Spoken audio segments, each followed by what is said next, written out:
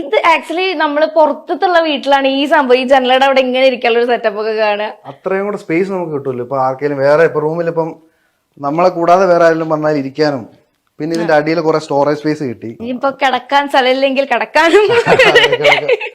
പിന്നെ ശ്രദ്ധിച്ചിട്ടുണ്ടല്ലോ, ഇത് നോക്കി 3D പോലൊക്കെ 3D പ്രൊജക്ഷനാ. ഇത് ചൈനക്ക് പോയപ്പം അവിടെ ഇങ്ങനെ ഒരു പ്ലേറ്റിൽ ഇത് ചെയ്ത് വെച്ചിരിക്കുന്നത് കണ്ടു. അന്നേരം അതിന്റെ ഒരു പിക്ചർ എടുത്തോണ്ട് വന്ന് നമ്മൾ ഇവിടുത്തെ നമ്മുടെ കാർപ്പന്ററിനോട് ചോദിച്ചു, ചേട്ടാ ഇതിപ്പോ ചെയ്യാൻ പറ്റുമോ, എന്നിട്ട് അവർ ചെയ്തത് അല്ലേ? ഓ നൈസ് നൈസ്.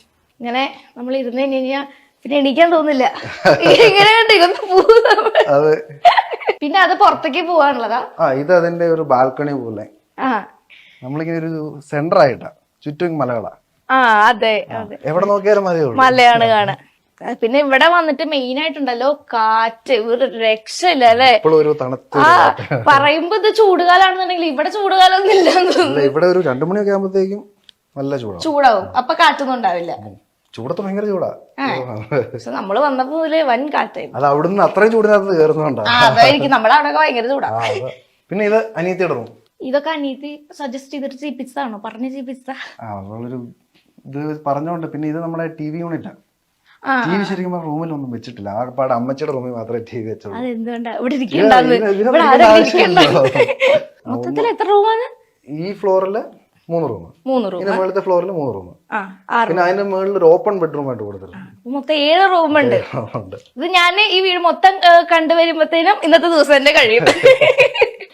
ഇനിയിപ്പോ ഇവിടെ നമുക്ക് ലെഫ്റ്റ് പോയി ആ മെയിൻ പൂൾ ഏരിയയുടെ ഇതാണ് ഗൈസ് നമ്മുടെ പൂൾ. ഇതെങ്ങനെ ഇതിനുള്ള എല്ലാ വീടിനെ ഇതിന്റെ ഉള്ളിൽ എല്ലാ അതെവിടെ അതെന്താണെന്നറിയോ, ഹൗസ് വാമിങ്ങിന്റെ സമയത്ത് ഇവിടെ ഒരു ഫ്ലോട്ടിംഗ് ബൊക്കെ ഇട്ടിട്ടുണ്ടായിരുന്നു.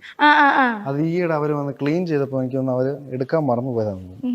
ഇത് എവിടെ ഇറങ്ങുന്നതിലേക്ക് അത് കണ്ട ഇത് പോള് പോലെ കൊടുത്തിരിക്കുന്നത്. അതിനകത്തൊരു ഡോറുണ്ട്. ഇത് ഡോറാ? അതെ ഡോറാ. അത് കൂടെ ആ ഡോർ തുറക്കുമ്പോ ആ സ്റ്റെപ്പ് വഴി താഴേക്ക് ഇറങ്ങും. അതൊരു ബേബി പൂള് പോലെ. ഓ അവിടെയും പിന്നെ ഇവിടെ. ഇത് എത്ര ആളുണ്ട്? 5 feet ഉണ്ടെന്ന്. ഞാൻ നിന്ന് കഴിഞ്ഞാൽ ഞാൻ മുങ്ങിപ്പോന്നു. ബേബി പൂളുണ്ട്. ബേബി പൂൾ ഉണ്ട് എനിക്ക്.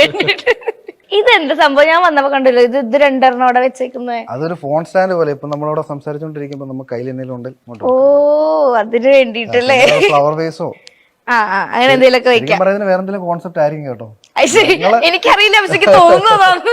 ഞങ്ങള് പക്ഷെ അങ്ങനെ ഉപയോഗിക്കാറ്. ഞങ്ങള് ചിലപ്പോ കാലൊക്കെ കയറ്റി വെക്കുന്നത്. കാലം കയറ്റി വെക്കില്ല. അടുത്തത് ഇതാണ് ഒരു ഹൈലൈറ്റ് ഉണ്ട് കേട്ടോ വീട്ടില്. തിയേറ്റർ. അടിപൊളി സെറ്റപ്പ് ആണല്ലോ. അത് സീലിംഗ് ഒക്കെ നോക്കുക. മമ്മൂക്ക പറയണ പോലെയാണോ? മമ്മൂക്കയുടെ വീട്ടില് റിലീസായ പടം അന്ന് കാണാൻ പറ്റും, അതേപോലെ കാണാൻ പറ്റും ഇവിടെ? അതൊന്നുമില്ല, പക്ഷെ അവര് തന്നെ ചെയ്തത്. ആണോ? അവർ ചെയ്ത ആൾക്കാർ രാജേഷ് തന്നെ ചെയ്തത്. അടിപൊളി അടിപൊളി. ഇതിപ്പോ എത്ര കുറെ അത്യാവശ്യം പേർക്ക് 13 seats. സിനിമയോട് ഭയങ്കര ഇഷ്ടമാണ് എല്ലാവർക്കും. അതുകൊണ്ട് എന്നിട്ട് ഇവിടെ വന്നിട്ട് എത്ര പടങ്ങൾ കണ്ടു? ഇപ്പൊ ഇവിടെ സമയം കിട്ടില്ല, വീട്ടിൽ കണ്ടിട്ടില്ല. ഞാൻ ഇന്നലെ വന്നേ. അത് പിന്നെ വെറുതെ ഒരു പൂളിന്റെ പമ്പ് റൂമാണ് അതിന്റെ താഴെ റൈറ്റില്.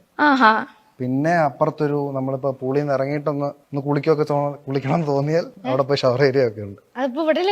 ഇനി വേറെ ഒന്നുകൂടെ കുളിക്കണം തോന്നിയാൽ വെള്ളാവും. അവിടെ മറ്റൊരു കാർപ്പറ്റ് ഇട്ടിട്ടുണ്ട്.